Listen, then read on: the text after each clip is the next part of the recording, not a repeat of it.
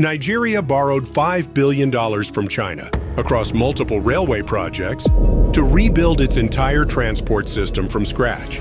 But hidden inside those loan contracts is a clause that most Nigerians have never read. If Nigeria defaults, China has the legal right to pursue Nigerian government assets through international arbitration courts, a country building its future, a lender holding legal leverage over it, and 1,340 kilometers of track connecting them both.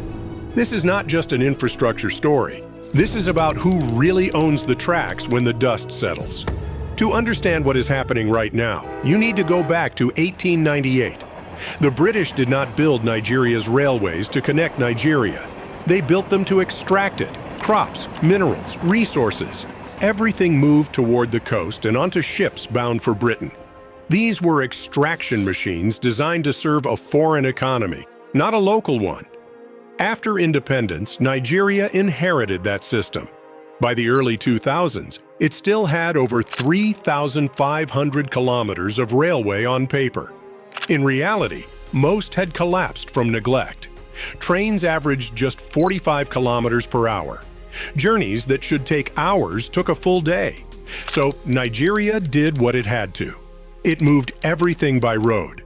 Today, more than 90% of Nigeria's freight moves by truck. Almost every container, every bag of grain, every barrel of fuel on roads never designed for that volume. At Lagos Port, trucks wait several days just to exit the terminal. Every hour of delay raises costs for businesses, and those costs hit consumers in a country where over 40% of the population already lives below the poverty line.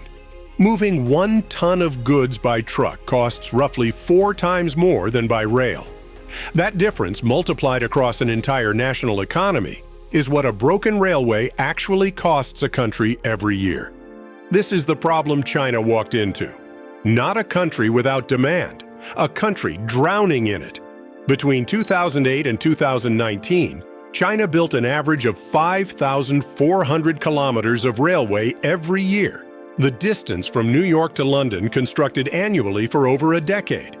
That created an entire ecosystem, experienced engineers, specialized equipment, and state-backed financing that could deliver massive projects as a single package.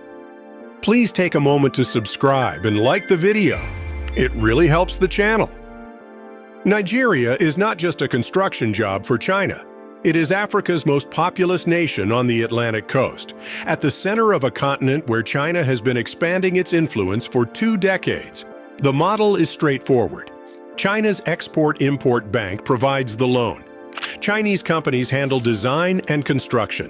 Nigeria pays 15%.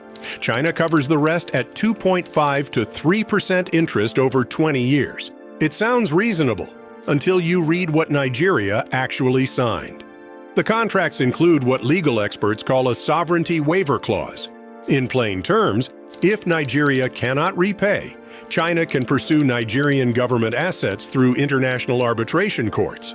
Experts will say this is standard in global lending. No major bank extends billions without legal protection. That argument is valid. But standard practice looks different when you are Africa's largest economy, surrendering the legal protections that guard your sovereignty, because no other financing option was realistically available. The numbers tell the story. Over 80% of Nigeria's total bilateral debt is owed to China. For every 100 naira Nigeria earned as government revenue in recent years, it spent nearly 84 servicing that debt. Not building hospitals, not funding schools, just servicing debt. And yet, the railways are being built, and they are working. The Abuja to Kaduna line opened in 2016. Before it existed, that road was one of the most dangerous in Nigeria, known for armed robberies and kidnappings. When the train opened, passengers flooded in. Not because fares were low, because the journey was finally safe. That 186-kilometer line generated more revenue in 2019 than Nigeria's entire colonial-era rail network combined. Then came Lagos to Ibadan in 2021. 157 kilometers. Trains at 150 kilometers per hour. A trader who once spent 3 days waiting for port containers can now move them inland the same day. That is not a statistic, that is a business surviving instead of closing. Both completed lines are working. Together, they cover a fraction of what Nigeria actually needs. The full Lagos to Kano corridor is 1,340 kilometers.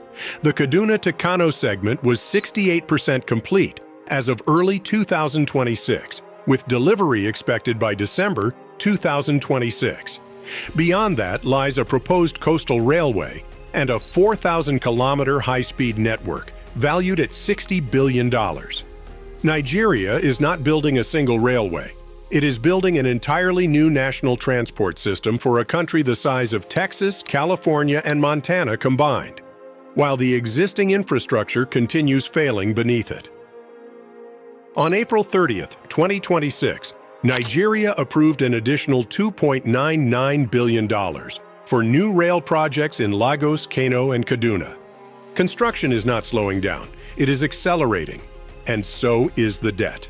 Kenya built a similar Chinese-financed railway from Nairobi to Mombasa in 2017. It cost $3.2 billion. Within 3 years, it had lost over $200 million. Tariffs were too high.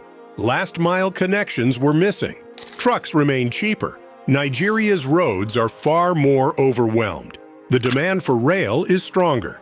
But the lesson is clear. A railway only works when the entire system around it works. One Nigerian engineer, speaking anonymously, told reporters he was learning Mandarin on YouTube because direct communication with Chinese managers was the only way to keep his job. That is what happens when a country borrows not just money, but an entire construction ecosystem from a single source. When the Lagos to Kano corridor is complete, Nigeria will have a railway from its largest port to its most important northern hub. Farmers on completed sections already report 30% lower transportation costs.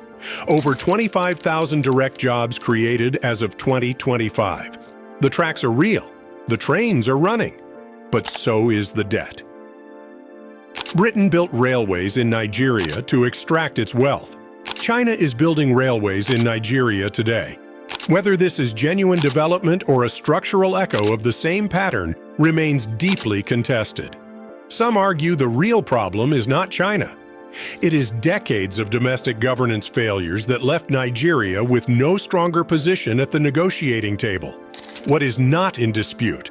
The nation that once ran trains at 45 kilometers per hour now runs them at 150.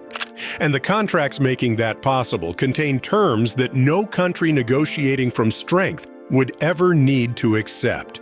Because when you are Africa's most populous country with a broken transport system, the choice is not between a good deal and a bad one. It is between something built now and nothing arriving at all. China was available, China built, and China now holds a significant piece of Nigeria's financial future. Is China building Nigeria's future? Or is Nigeria mortgaging its future to China and calling it development? Drop your answer in the comments. The final section of the Lagos to Kano line is still being laid. The debt is still growing. And the real answer will not be found in any contract. It will be written in whether those trains are still running 20 years from now.